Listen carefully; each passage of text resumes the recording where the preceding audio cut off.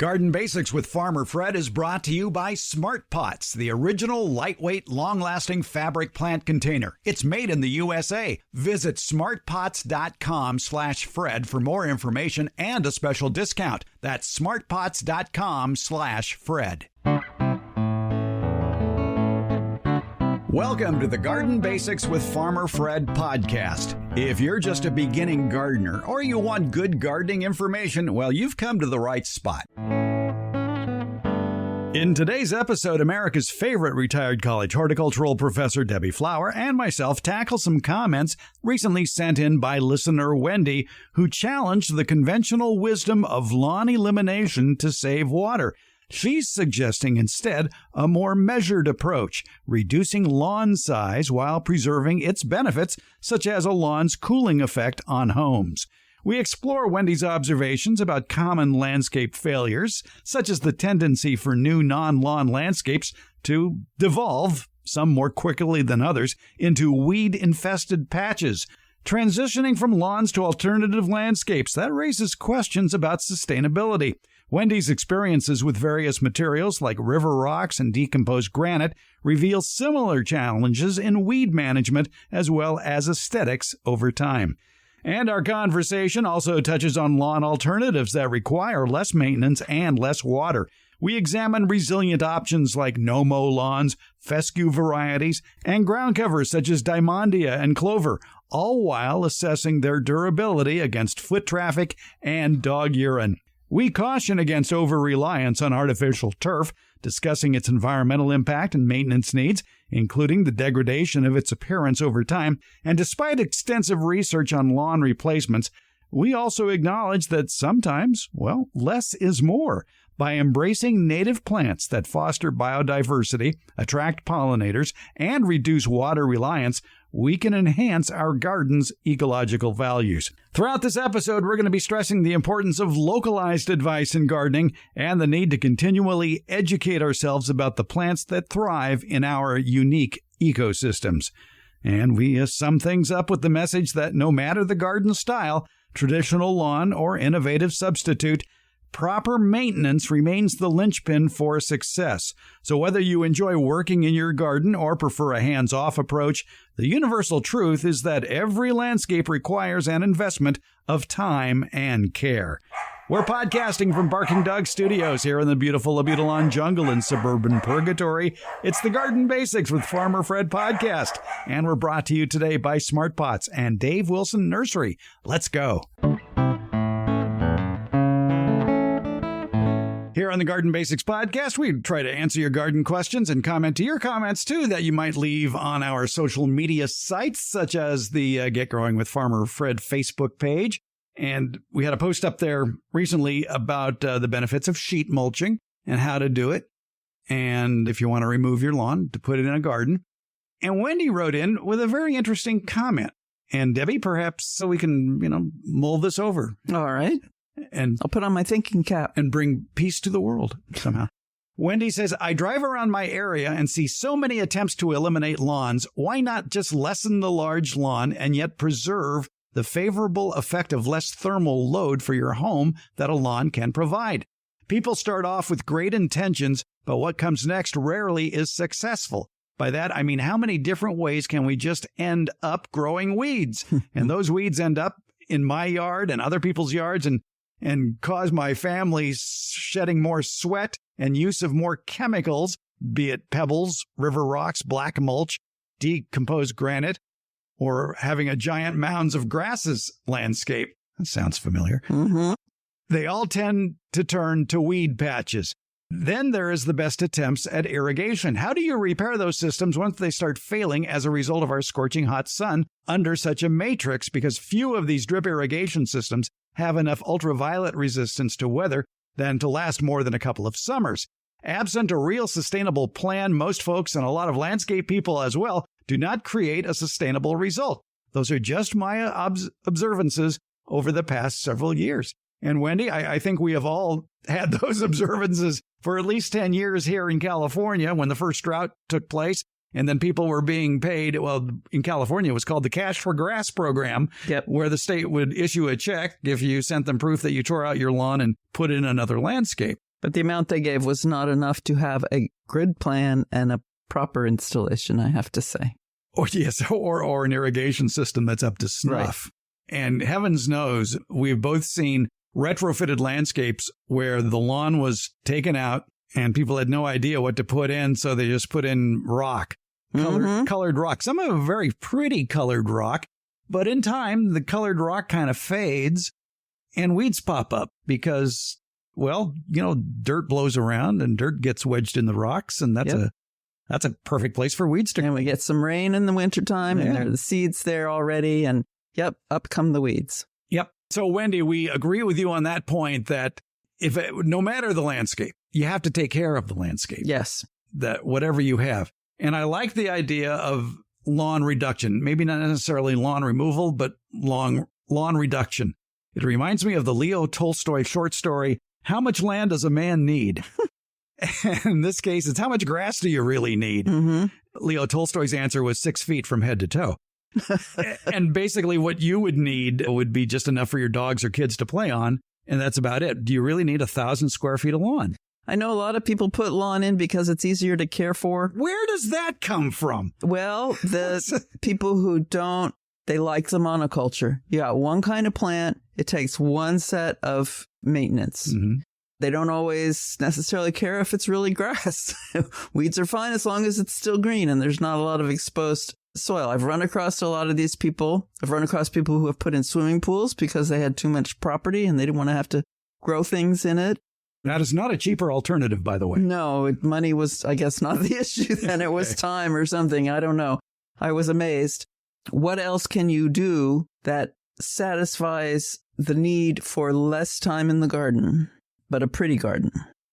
Yeah, I am always amazed on these garden surveys. The National Garden Association is famous for their surveys of gardeners. I remember one year they asked the question, how much time do you want to spend per week working on your landscape? The overwhelming answer was 30 minutes or less. Wow. A lawn is not 30 minutes or less. No. So have a smaller piece of property. Condo. Yeah. Maintain it as a wildland. So things that you have to be okay with what it's going to look like in the off season. And everywhere has an off season. For us, it's the hot summer, the end of the hot summer. And other places, it's the snowy season, perhaps. Or put in things that you're willing to maintain or you're willing to pay someone to maintain. Yeah, and I still don't know how to say, please raise your lawnmower blade in Spanish. Yeah. If you do have a landscape service, especially here in California, that I don't like lawn abuse. Mm-hmm. If you got a lawn, take care of it right. And most lawns here in California, at least, are cool season varieties, like the fescue mixes. Right. They prefer a long grass blade. Yes. They don't like short grass blades. What does like a short grass blade? Something like Bermuda grass is fine, but not your common normal lawn, which prefers a long blade of grass. And that's why you would set your mower blade height to its highest setting. Cut it high. Anytime you're cutting more than a third of a blade off when you mow a lawn, you're ruining your lawn. You're stressing it. Yeah, you're adding to its stress. A longer blade is going to give you more moisture retention, cooler temperatures in the soil. And in my mind, it just looks prettier. It stays greener. You get longer roots, too. Yeah. So you were talking about the giant mounds of grasses. Yes. Hey, how's your giant mounds? It's green. Oh, okay. I have a no-mow lawn, which is basically a lot of fescue. And fescue, except for red fescue is a bunch grass. And so it grows in, much like if you look at a tall ornamental grass, there's a bunch of it. It doesn't spread real far. The bunch gets bigger and bigger and bigger. And that results in undulations in the lawn, high spots where there's lots of this bunch of fescue and then low spots where there isn't. But the fescue grows up and falls over. So from a distance, it looks like a fairly even, if not short, it's certainly probably 8 to 10 inches tall of grasses. I have been watering once a week, which is a lot for me. Yeah. Yeah, because we've been over 110 degrees. Now we're down to the 100, 103. This coming week, it's going to be almost completely 100 or more. And that's hard on the plants, especially when it happens for 10 days in a row and 12 days in a row. So I have upped the irrigation a little bit, also because I find my husband standing out there with the hose, pointing at the brown spots. But it has stayed green. It has tall blades. The blades themselves are at least a foot long. They grow up, they fall over, and I assume, I have not dug them up, has deep roots. And that helps keep the grass green. The only other ground cover I have that is that satisfactory at keeping weeds out, although weeds do grow between the fescue clumps. Mostly they're oak trees from the acorns nearby.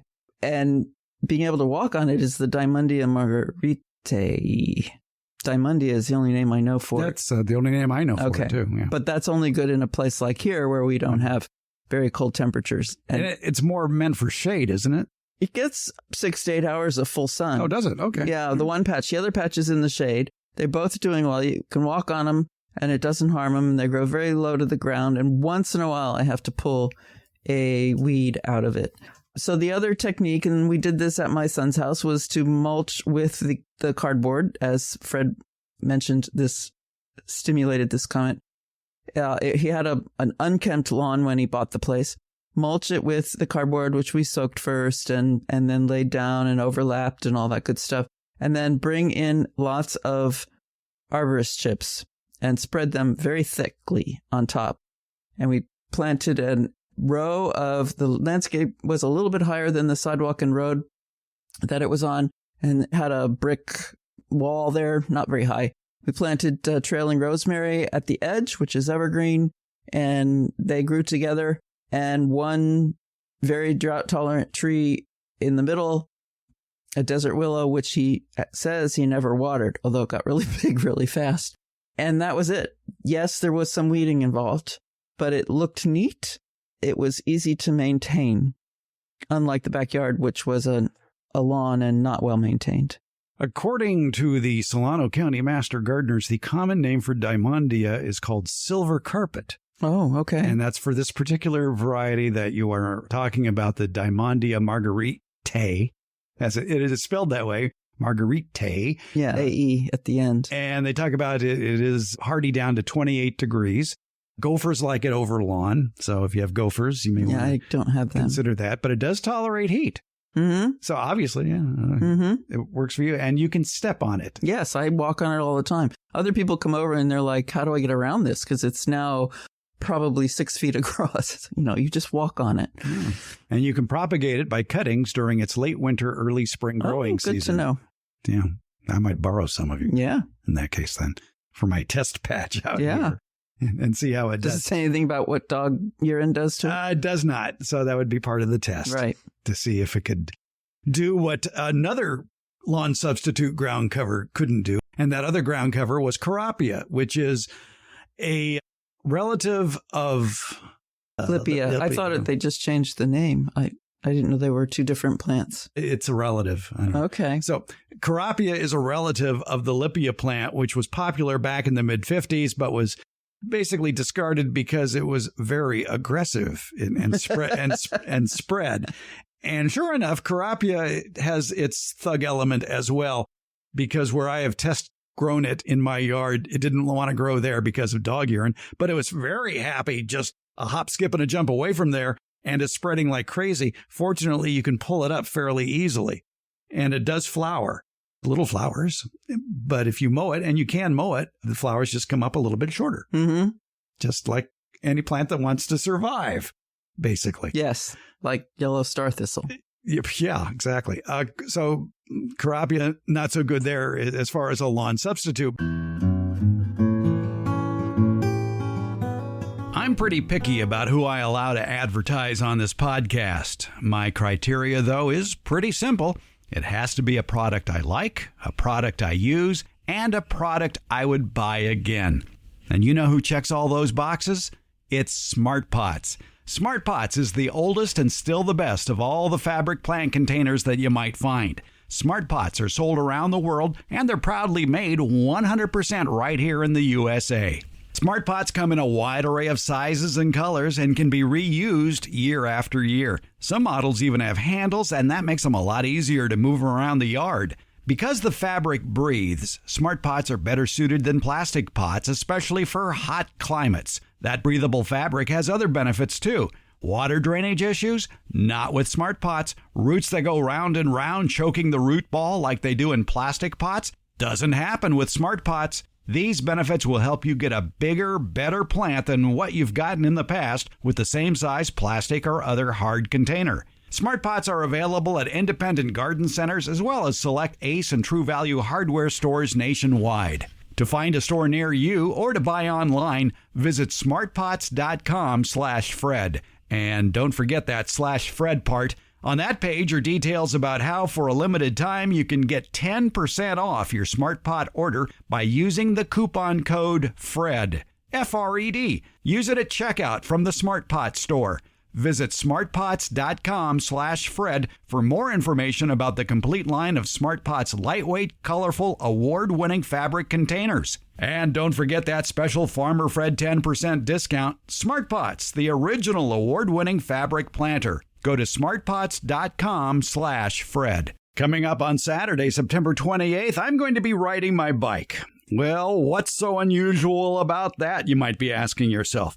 Well, September 28th is the date of the Sacramento Century Challenge. It's a 100-mile bike ride along the Sacramento River. It starts in downtown Sacramento and heads south to the Delta farmland region and then back. And yes, the 100 miles is part of the challenge, as is the bike I'm going to be riding, which is a heavy steel frame Surly Midnight Special that, by the way, it's not an e-bike, okay? Adding to the challenge will be the route's pothole-filled river levee roads, as well as the ferocious headwinds that are usually in your face on the way back. And there's even more to the challenge. I'll be helping out the Sacramento Rotary Club raise money for the Sacramento Children's Home Crisis Nursery. The Sacramento Children's Home Crisis Nursery is the only program of its kind in Sacramento County and directly prevents child abuse and neglect by supporting families with small children at times of crisis. The nursery allows parents to bring their children ages from newborn to age 5 for emergency hourly or overnight care during difficult times. The goal? Keeping families together and reducing the number of children that might enter foster care. We're calling it Farmer Fred's Ride for the Kids, and we'll have a link in today's show notes with more information on how you can donate to help out the Sacramento Children's Home Crisis Nursery. So how about it? Maybe pledge 10 cents a mile. That would be about $10, along with a hearty "You go, Fred," or maybe a more generous $1 a mile. That would be $100 to give me the mental endurance for this all-day ride, because at my age, I'm going to take my time, thank you, and enjoy the farmland scenery. Again, please support Farmer Fred's Ride for the Kids. Look for the link in today's show notes or at farmerfred.com. Your support will help provide a safe place for local small children in need. Thank you for your support. Let's go. Let's get back to our conversation with Debbie Flower, and we're talking about lawn substitutes. And we're talking about mistakes that are commonly made anytime a new landscape is put in. So, Wendy, what we're trying to do here is just maybe come up with green alternatives that are lawn-like that might help matters, because I certainly agree with you as well, Wendy, that when people have removed a lawn and they've put in a new landscape, there are several mistakes that they have made, especially if they've hired somebody to do it. They don't have a personal investment in it then.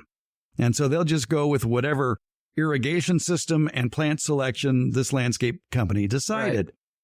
Right. And you don't know how knowledgeable they are. A lot of landscape companies aren't well trained. Unfortunately. Yeah. And you need a personal investment in a front garden. Having said that, if you put in a front garden, it's a lot less work than a lawn, a lot fewer chemical applications, and a lot less water is needed, except when it's being established. Right. The first year or first 6 months for sure use water, but you have to use a lot of water on a lawn when it's getting established as well. Wendy mentioned in the irrigation part that she said few of these drip irrigation have enough UV resistance to weather more than a couple of summers. That may be true, but you put mulch over them, and mine have lasted now 12 years. In my last house, it was about 15 before I moved. They do fine. If they're on the surface and exposed, that's one thing. And if you're using anything with a raised emitter, like on a stake, those get broken by animals, people walking over them, that kind of thing. But if you're using the inline tortuous path emitters and cover them with mulch, I have not had a problem with them declining due to sun exposure. It depends on the quality of the drip line that you've put in. Okay. Some are meant and are advertised as being able to be buried. Mm-hmm. Some don't advertise that, and they're a heck of a lot cheaper, the ones that don't say that.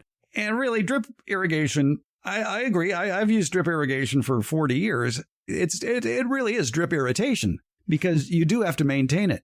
And if it is out of sight, even if it's just under mulch, there's a darn good chance that when you start digging up weeds, you hit it. You break it, you got to fix it. Yeah, I've rarely had a dead spot because of it. I more often have a puddle because something has broken. Yeah, a connection comes apart. Right. It got pierced by a spading fork. Yep.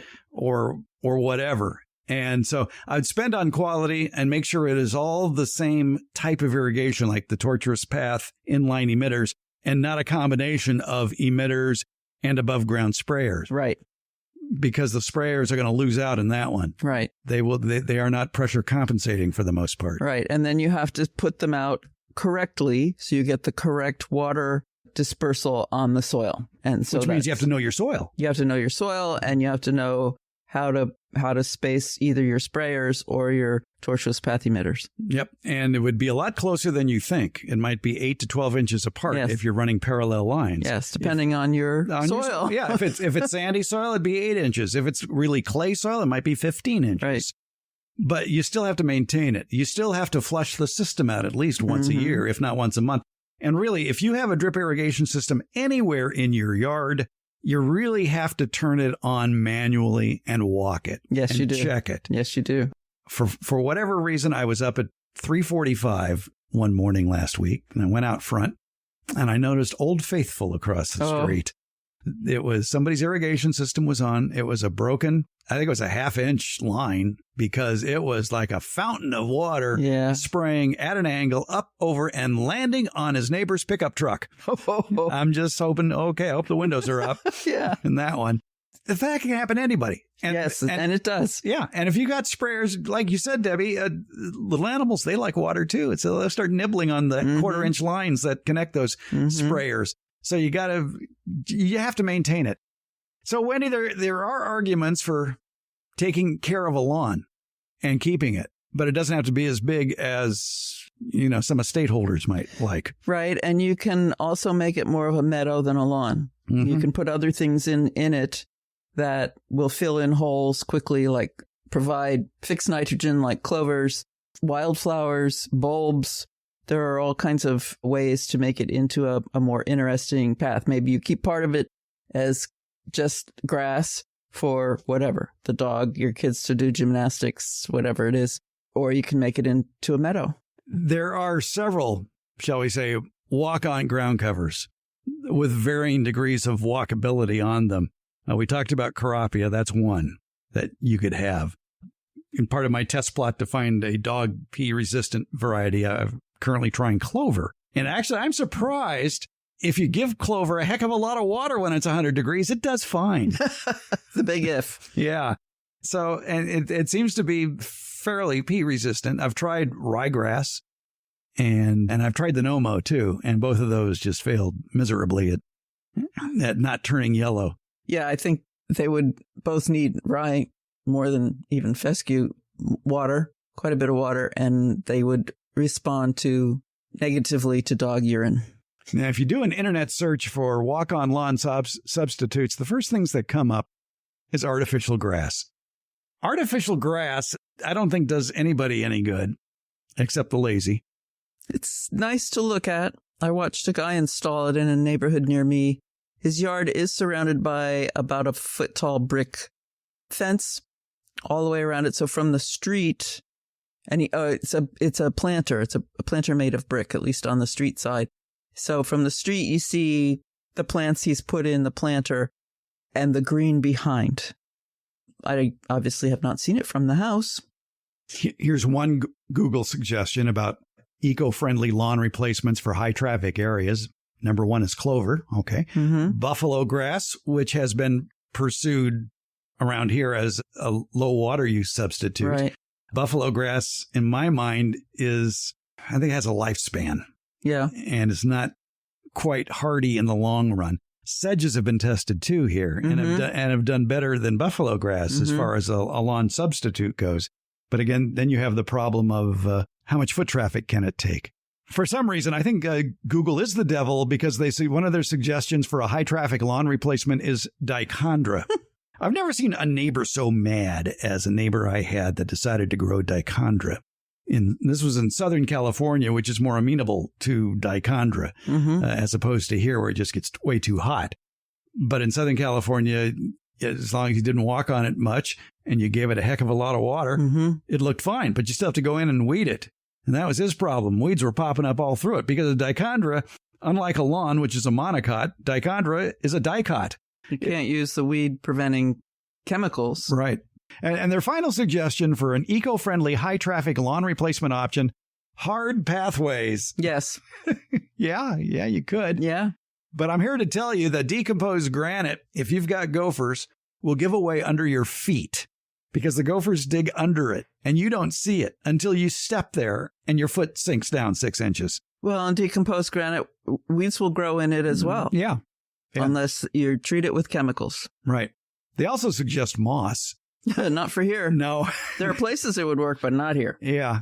So, and the artificial turf doesn't do your soil any good. No, it doesn't. And it's more plastic in this world. The world does not need more plastic. There is one neighbor in this neighborhood of suburban purgatory here who insists on running their sprinklers on their artificial grass at least once a week. Expensive dusting? I don't know. Well, that could be. It is dusty out there. Yeah. But, if you got artificial turf, you got to take care of it. By the way, old artificial turf does fade as well. Oh. So you've got to... The color changes over time. It goes from a deep green to a much lighter green. Okay. Not quite yellow. And then there were those people who during the drought, were ordered to cut their water use and they just turned off the water. And so, your lawn died. And, a lot of the officials are saying, well, yeah, and then when the drought's over, you can just turn the water back on and the water will green up again. Well, that's very true. What did die, though, were all the trees and shrubs that were in that lawn area that were dependent on that water. There was a period of time after the most recent drought, which ended, a couple of years ago. Every day when I went outside, I heard chainsaws because there were people taking down dead trees. It was really sad. And they're still out there, too. Yes, some of them are. Yeah, and it's not pretty. It's fairly sad. So whatever landscape you have, be it a lawn, artificial turf, plants, California native garden, flat. By the way, that's the one aspect we didn't take about. The one big pro of having plants instead of a lawn, besides less water use, is all the beneficial insects it attracts. All the life out there. I was sitting in my yard this morning drinking my tea and the bird song was just fantastic all over the place and watching the insects visiting the flowers. And I love native plants for that reason. I have to say there's native and there's native. California is a huge state and something that's native to the coast is not going to survive in my yard. Something that's native up at Lake Tahoe may not survive in my yard. So you have to know the conditions, even if you're using natives, you have to know the specific conditions where you are. Also, the fact that I use lots of mulch, arborist chip mulch, prohibits me from growing some things that just rot in that kind of an environment. I love natives and I love the wildlife they attract and the potential for less water application in our very hot, dry climate, but they have limits as well. So you need to know your plants. In this one suggestion I'm seeing online for a lawn substitute, they recommend creeping thyme. And they're saying it can take a lot of traffic. It's a woody plant. It's a woody plant. I've had trouble with it even overwintering. I don't know why. I don't know if it gets too wet in my yard. I don't have the best draining soil. So this year I planted one in a pot to see if that one's going to overwinter better. But yes, it's a woody plant. You step on it, you're going to break those stems. Yeah. The other downside of a thyme as a ground cover would be it does produce flowers, which means you can't go barefoot through the park on that one because there'll be bees there. That's a clover issue as well. Yeah, and it's a kurapia issue as well. Yeah. So it depends on your tolerance for bees. Right. I don't mind bees. I don't either, but there are some people for whom that is a big medical issue. Yeah. So everybody has to make their own mind. Yes. Now, if I was king of suburbia, no, I won't tell you what I'd do. Would I be a dictator from day one? Yes. I was yes, going to say, would you be the 311 cop? Around here, you can call 311 if you have a problem with your neighbor. Yes. Like they parked their car in front of your house for 6 weeks or they have too many weeds in their lawn. Well, I am against plant abuse. Yes. Be it could be a tree that's 5 years old and the tree stakes are still, the original tree stakes are still attached to the tree. Ooh, that makes me mad. Lawns that aren't maintained correctly. Whatever you have in your yard, whatever plants, try to make them look nice. And I know sometimes that can be a challenge. So it's good to find places that locally test plants and tell you what the ones are that are easiest to grow and maintain. Let me write this down. All gardening is local. All gardening is local, yeah. For us here, the UC Davis Arboretum has tested plants and they call them the Arboretum All-Stars. And those are the ones that have done very, very well for them. Doesn't mean they're going to do really well for everyone, but it's a place to start. Talk to your local independently owned nursery for that as well. They know what people come in and ask questions about, and they know what people buy a lot of and seem to be successful with. Check with your local nurseries when it comes to finding ground cover substitutes if you don't want a lawn and you don't want a lot of work, but it's still maintenance. You still have to maintain it. And for low water use, that's another issue. And make sure your irrigation system is up to snuff and is applicable and maintained. Yeah, even a sprinkler system needs maintenance. That's another reason, once again, to turn your system on manually. Don't let it come on at 4 a.m. while you snore through it. Get out there, turn it on when you're awake, and make sure all the sprinklers are spraying to where they're supposed to be spraying, not on somebody's pickup truck, and that they're not jammed and they're not broken. Right. Yeah. So, Wendy, no matter what you choose, be it a lawn or a ground cover or plants, they'll all require some maintenance.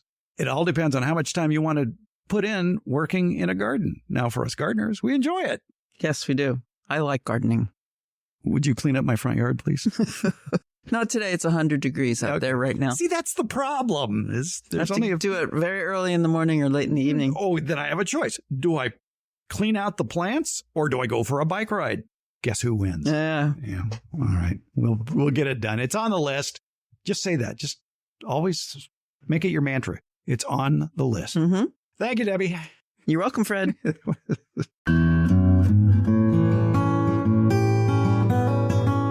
It's summer, time for harvesting all that delicious fresh fruit from your backyard orchard. Summer is also the time for doing some fruit tree pruning.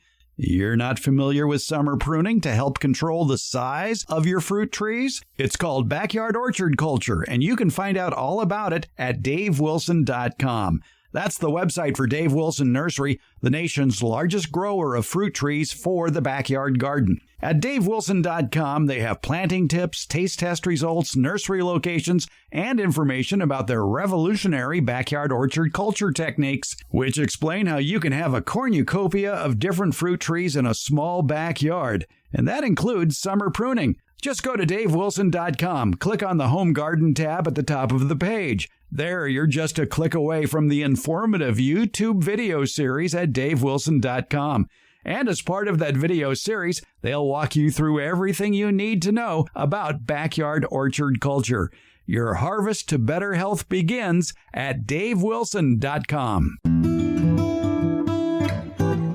Garden Basics with Farmer Fred comes out every Friday. It's brought to you by Smart Pots and Dave Wilson Nursery. Garden Basics, it's available wherever podcasts are handed out. For more information about the podcast, as well as an accurate transcript, visit our website, gardenbasics.net. And there you can find out about our newsletter, Beyond the Garden Basics.